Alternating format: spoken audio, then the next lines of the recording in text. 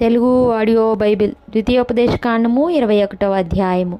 నీ దేవుడైన యెహోవా నీకిచ్చుచున్న దేశంలో ఒకడు చంపబడి పొలంలో పడియుండుట కనబడునప్పుడు వాని చంపిన వాడెవడో అది తెలియకయుండిన ఎడల నీ పెద్దలును నీ న్యాయాధిపతులను వచ్చి చంపబడిన వాని చుట్టూనున్న పురముల దూరము కొలిపింపవలను. ఏ ఊరు ఆ శవమునకు సమీపముగా ఉండునో ఆ ఊరి పెద్దలు ఏ పనికిని పెట్టబడక కాడి ఈడ్వని పెయ్యను తీసుకొని దున్నబడకయు విత్తబడకయునున్న ఏటి లోయలోనికి ఆ పెయ్యను తోలుకొని పోయి అక్కడ అనగా ఆ లోయలో ఆ పెయ్య మెడను విరగదీయవలెను. అప్పుడు యాజకులైన లేవీయులు దగ్గరకు రావలెను.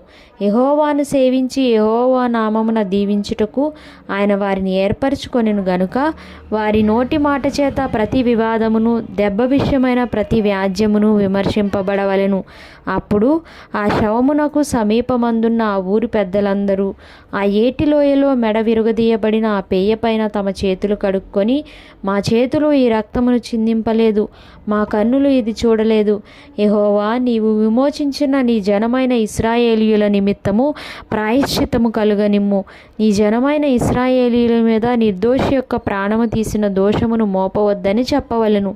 అప్పుడు ప్రాణము తీసిన దోషమునకు వారి నిమిత్తము ప్రాయశ్చిత్తము కలుగును. అట్లు నీవు యెహోవా దృష్టికి యథార్థమైనది చేయనప్పుడు నీ మధ్య నుండి నిర్దోషి యొక్క ప్రాణము విషయమైన దోషమును పరిహరించదవు. నీవు నీ శత్రువులతో యుద్ధము చేయబోవునప్పుడు నీ దేవుడైన యెహోవా నీ చేతికి వారిని అప్పగించిన తరువాత వారిని చెరపట్టి ఆ చెరపట్టబడిన వారిలో రూపవతి అయిన దానిని చూచి ఆమెను మోహించి ఆమెను పెండ్లి చేసుకొన మనస్సయి నీ ఇంట ఆమెను చేర్చుకున్న తరువాత ఆమె తల క్షౌరము చేయించుకొని గోళ్లను తీయించుకొని తన చెరబట్టలు తీసివేసి నీ ఇంట నివసించి 1 నెల దినములు తన తండ్రులను గూర్చి ప్రలాపన చేయుటకు నీవు ఆమెకు సెలవియ్యవలెను. తరువాత నీవు ఆమె యొద్దకు పోయి ఆమెను పెండ్లి చేసుకొనవచ్చును. ఆమె నీకు భార్యగును.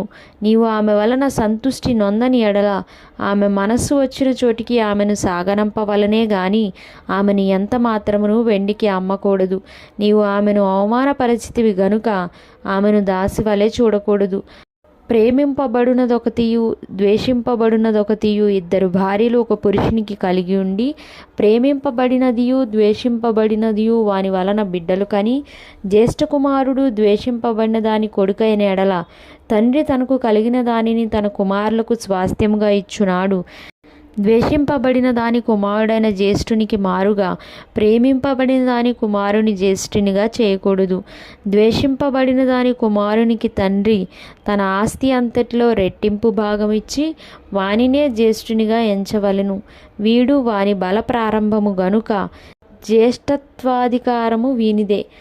ఒకని కుమారుడు మొండివాడై తిరుగుబడి తండ్రి మాట గాని తల్లి మాట గాని వెనకయుండి వారు అతని శిక్షించిన తరువాతయును అతడు వారికి విధేయుడు కాకపోయిన ఎడల అతని తల్లిదండ్రులు అతని పట్టుకొని ఊరి గవిని యొద్ద కూర్చుండు పెద్దల యొద్దకు అతని తీసుకొని వచ్చి, మా కుమారుడైన వీడు మొండివాడై తిరుగుబడి ఉన్నాడు, మా మాట వెనక తిండిబోతును త్రాగుబోతును ఆయనని ఊరి పెద్దలతో చెప్పవలెను. అప్పుడు ఊరి ప్రజలందరూ రాళ్లతో అతని చావగొట్టవలెను. అట్లు ఆ చెడుతనమును నీ మధ్య నుండి పరిహరించుదువు. అప్పుడు ఇశ్రాయేలీయులందరూ విని భయపడుదురు.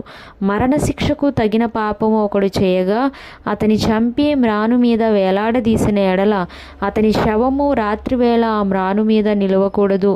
వేలాడదీయబడిన వాడు దేవునికి శాపగ్రస్తుడు గనుక నీ దేవుడైన యెహోవా స్వాస్థ్యముగా నీకిచ్చుచున్న దేశమును నీవు అపవిత్రపరచుకుండునట్లు అగత్యముగా ఆ దినమున వానిని పాతిపెట్టవలెను.